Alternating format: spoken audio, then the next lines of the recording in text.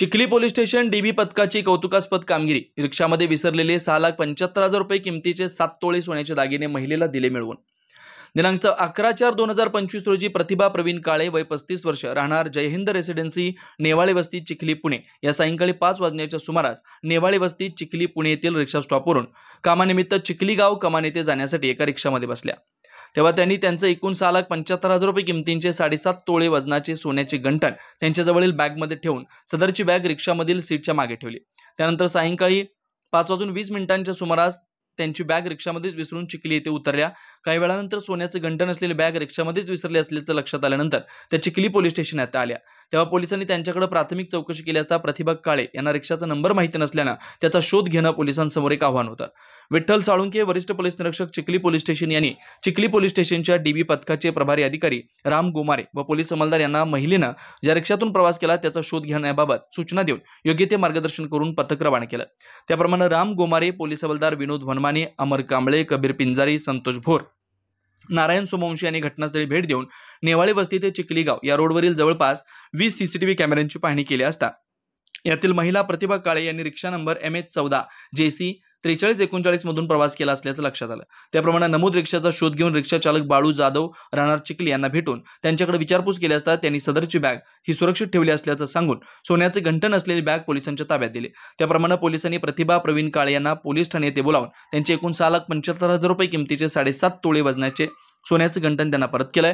तसेच रिक्षा चालक बाळू जाधव यांचा सन्मान करण्यात आलाय। सदरची कामगिरी शिवाजी पवार, पोलीस उपायुक्त परिमंडळ 3 पिंपरी चिंचवड, अनिल कोळी सहाय्यक पोलीस आयुक्त भोसरी विभाग, विठ्ठल साळुंके वरिष्ठ पोलीस निरीक्षक Chikhli police station, Amol Phadtare police निरीक्षक गुन्हे चिखली पोलीस स्टेशन यांच्या मार्गदर्शनाखाली राम गोमारे, विनोद वनमाने, अमर कांबळे, कबीर पिंजारी, संतोष भोर, नारायण सोमवंशी यांनी यशस्वीरित्या पार पाडली आहे। 11 तारखेला एक महिला नेवाळे वस्तीपासून चिखली कमानी या ठिकाणी यायला निघाली होती आणि ती रिक्षामध्ये बसून कमानीची तो उतरली आणि तिची बॅग रिक्षामध्ये राहिली।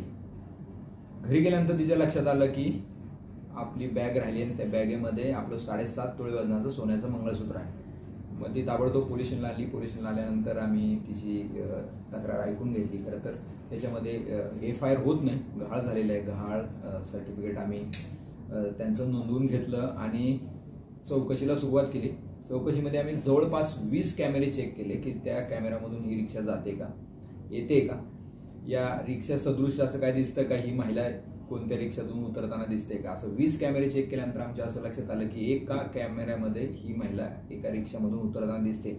मग आम्ही ते कॅमेरे बारकाईने पाहून त्या रिक्षाचा नंबर शोधला। रिक्षाचा नंबर शोधून आम्हाला त्या रिक्षाच्या नंबरवरून भोसरी या ठिकाणचा जुना ॲड्रेस मिळाला। त्यांचा जुना ॲड्रेसवरून आम्ही पुन्हा त्या आसपासच्या लोकांकडे चौकशी करून पाहिलं। त्यांनी सांगितले चिखलीत कुठेतरी हे रिक्षावाले राहतात। मग आमची लोक चिखलीमध्ये गेले आणि चिखलीमध्ये आम्ही तपास केला आणि या रिक्षा नंबरची रिक्षा पाटील नगरमध्ये असल्याची आम्हाला माहिती मिळाली।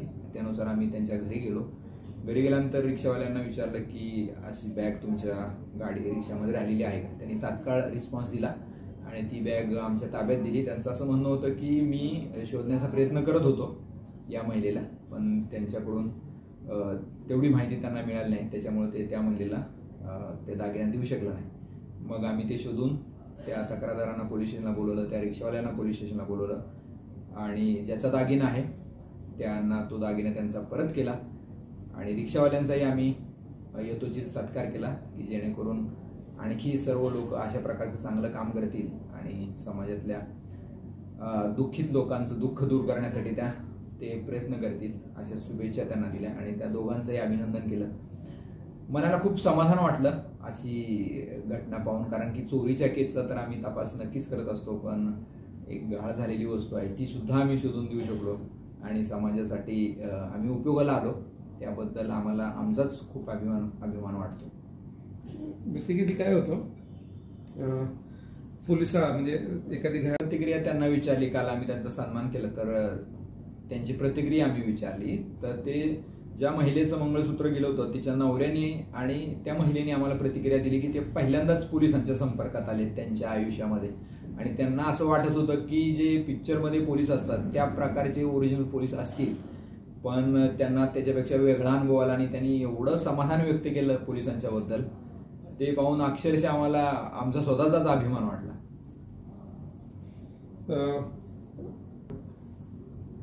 आमची संपूर्ण डिटेक्शनची टीम होती. 5 लोक आम्ही त्याच्यासाठी काम करत होतो. एक ऑफिसर API राम गोमारे आणि त्यांची डिटेक्शनची टीम, या सर्वांनी अतिशय जोखमीनं आणि झोकून देऊन काम केलं.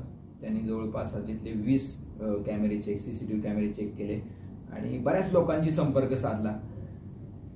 ज्या महिलेनं रिक्षा चालकाचं ज्याप्रमाणे वर्णन केलं होतं त्या वर्णनाचे रिक्षा चालकांशी आमच्या लोकांनी संपर्क साधला. इन बिटवीन आम्हाला कॅमेरा मिळाला, कॅमेऱ्यातून तो नंबर मिळाला आणि त्या नंबरवरून आम्हाला त्याचा लवकर शोध घेता आला. आम्हाला याचं समाधान आहे की आम्ही त्या महिलेच्या चेहऱ्यावर समाधान पाहू शकलो. याचाच आम्हाला खूप जास्त आनंद आहे. वेळेवर झालं असताना एक सामान्य जनतेला तुम्ही काय संदेश द्याल? सामान्य जनतेला आम्हाला असं सांगावं वाटेल की सर्वांनी पोलिसांच्या संपर्कात यायला पाहिजे. आपल्याबद्दल घडलेली छोटीशी सुद्धा घटना पोलिसांना शेअर केली पाहिजे आणि पोलिसांच्या संपर्कात आलं पाहिजे. जर आपण आपल्या समाजाची स्थिती पाहिली तर पोलिसांची संख्या कमी आणि लोकांची संख्या जास्त आहे.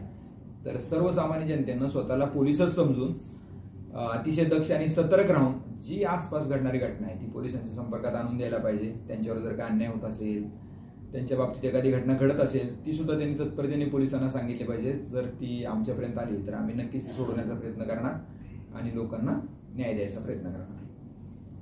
थँक्यू.